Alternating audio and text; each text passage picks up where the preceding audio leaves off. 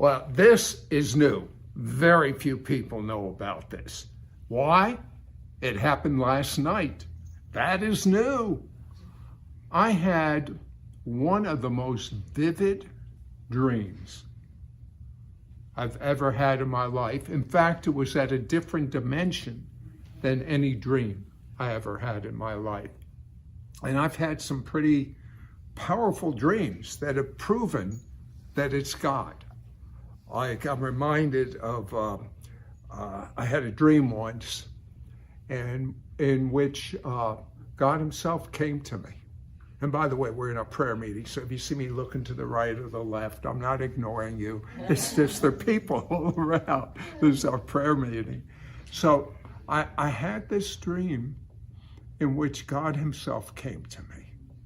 And God said, more Jewish people are going to come to the Lord through your book than anything you've ever done. And, it was a dream. So, give me a little grace in what I'm about ready to say. And I said to Jesus, you mean my book, my testimony book, is finally going to take off? And he said, no. He said, your book of Jewish testimonies. And before I could inform him, I didn't have a book of Jewish testimonies. I woke up, and he did know that the minute he tells me something, I'm going to act on it. So, some people he has to speak to years in advance. With me, he just tells me, and I'm off to the races. That's my DNA. And history says, if you had told me at the time that we would have so many of these books in distribution, mailed to Jewish households throughout all of North America, what is it, over 1 million now, I think, we've mailed to Jewish households throughout North America. It's in multiple languages. Millions have been distributed, all from a dream. So I've learned to pay attention to dreams, especially a dream. It was the most unique dream I've ever had, ever. I woke up and I decided, well, it's a little early. I can get a little bit more sleep. And so I laid down and tried to go back to sleep. But I wasn't successful. And then I found myself in a dream. I didn't know it was a dream. It was the most real dream I ever had. I thought I was still awake, but I was in a dream. And I was on a baseball team. Of course, it's kind of interesting. Number one, I'm not an athlete. Number two, I've never played regular baseball. I've played softball, but I've never really played regular baseball. See, I was crippled when I was young, and I kind of missed the whole sports thing. And but I'm on the team, and I'm sleeping in a dormitory with all the other players there. Each one had their own bed, all in a big room. And all of a sudden, and by the way, I know I can't go to sleep. I'm all alert. And all of a sudden, I feel, but my eyes are closed because I'm trying to go to sleep. And all of a sudden, I feel a warm hand on my forehead. And I'm thinking, what is that? And then I think, oh, it's the coach. He's praying over every player. Isn't that nice? He'll stop in a second and I can go to sleep. He didn't stop. The hand remained on my head. It seemed like he was never going to stop. And then I decide, well, wait a second now. I have to take a shower. And then all these guys, I don't know how many showers they have in this place. And I bet I'm not able to sleep. So I might as well get up and go into the shower. But I decide I don't want to be rude. Whoever this is, has his hand on my head. I thought he would go to each bed, put his hand on each person, and pray a quick prayer. No, he's got his hand on my head. So I'm thinking, how can I tell him to stop praying for me? And I mean, he may be, the big guy on the baseball team. I don't know. The manager. What, how can I tell him that? And I thought, I know what I'll do. I'll kind of pretend like I might be waking up. I'll kind of turn over. And then he'll get the hint. So I turn over, and sure enough, the hand is gone. But I then open my eyes, and I really was awake at this point. I then open my eyes, and I'm in my bedroom. I'm not in that dormitory room. And I'm thinking, well, where is that person? How did he get into my bedroom?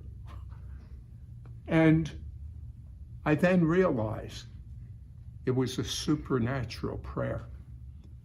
And then my first thought was, boy, I'm so sorry I got out of it. But this is what I believe was going on. Number one, there was a strong impartation from God. Number two, I don't know what it was. I don't have a clue. But time will tell.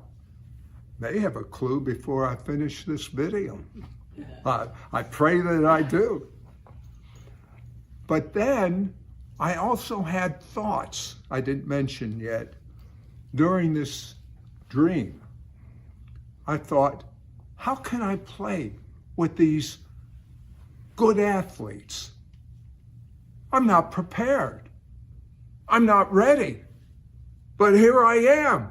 I'm going to be playing in front of people. I'm not even an athlete. I don't even know all the rules. What am I going to do? I wish I'd prepared more. And then I thought, and besides that, I have this ministry to run. How can I'll play one game and then I'm going to leave? And how am I going to explain to them there's all going on in the dream, that I think's for real. Because I'm coming up with some pretty good questions to be asking myself, And this is the revelation of the dream. Something is coming, and I'm not prepared for it.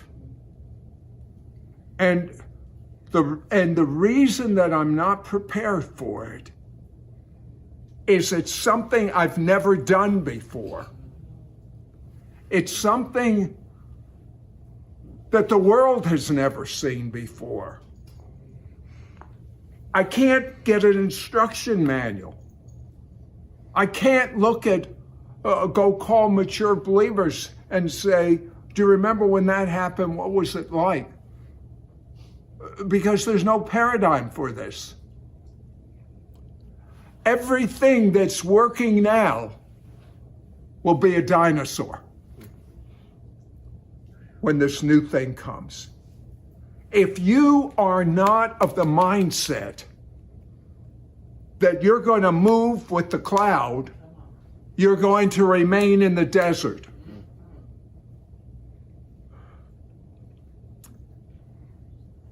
I can tell you this, if I have the mindset that no matter what, I'm following the cloud, and most of you know how old I am. This September, I turned 80. And I absolutely believe that this is what everything I have done to date is for this next thing that's coming. And I also know what my job is in this next thing. Number one, I am hungry for more. I'm going to soak up as much of this greater glory, this next move of God's Spirit, as anyone watching me right now. You'll have to run to keep up with me. But number two, we're going to move into new technology. We're not prepared for it. We're going to move into new methods, new technology, new methods, new strategies, and our job is to equip you for the next move of God's Spirit. Why are you supposed to be equipped? Because it's going to be different than we've ever seen before. It's not going to be a few superstars on television or having big healing meetings. It's going to be the superstar, the hope, inside of me, inside of you. You see, I've heard for a long time, but it's so real, it's like I'm almost repeating old news, but it's never happened. We're going to see all these great football stadiums around the world, soccer stadiums around the world, filled with non-believers that are going to walk into these meetings, and the people speaking will be no-name speakers, because it plain doesn't matter who is speaking. It doesn't matter. This is the great outpouring that all the Jewish prophets spoke about, that Joel spoke about, that the book of Acts started.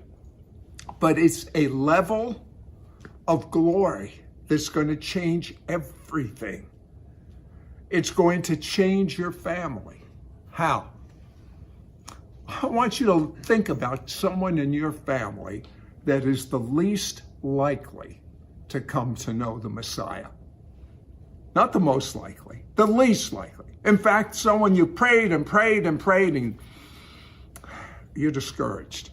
You've almost given up. Don't give up. It's a whole new paradigm. It's almost like a new world. It's going to be almost like heaven on earth. It's going to be almost like what Jesus prophesied. You. That was you. I can point it this way too. It's me too. You will do the same works that I have done, and even greater. This is the greater works. And our job is to bring it to you wherever it is in the world, with the new technology that we don't even have yet, in a new way that we don't even know yet. But I just told the senior managers of our staff that this is what God's put on my heart to do. And I'm telling you this too, because whatever you say, I don't have the education, I don't have the brain power, I don't have the skills. You don't. And the more you realize it, the more you be grateful to God. He does. Where is he? He's inside of you. Whosoever. You're a whosoever. This is the best time to be alive on planet Earth. And by the way, I'm going to be a sign and wonder for those that think, well, who's going to take over Sid's ministry when he gets promoted? I mean, 80, come on, I would have thought that. But Moses went to 120 because he basked and lived in the glory of God. He even sinned badly. Couldn't even go into the full promises of God, the promised land. He could just look at it from a distance. But you know what is said about him? His eyes were perfect. His strength was as a young man. It hadn't diminished at all. Why? He lived in the glory. I picture some of you having so much glory, and some of you may be shyer than me. So you may be like Moses. You may put a face mask over the glory, not over the coronavirus, but over the glory. Yeah, let's see, I had one, but I dropped it. I think I still have it.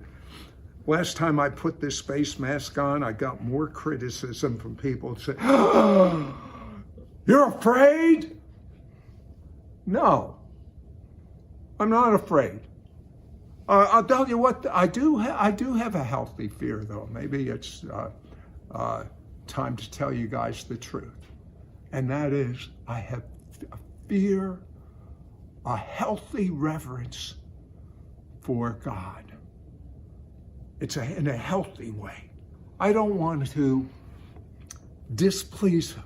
I don't want to not fulfill my book of life. I want to fulfill my destiny. And the glory is the game changer. Whatever looks impossible in the natural, some of the dreams and visions you've had for decades now,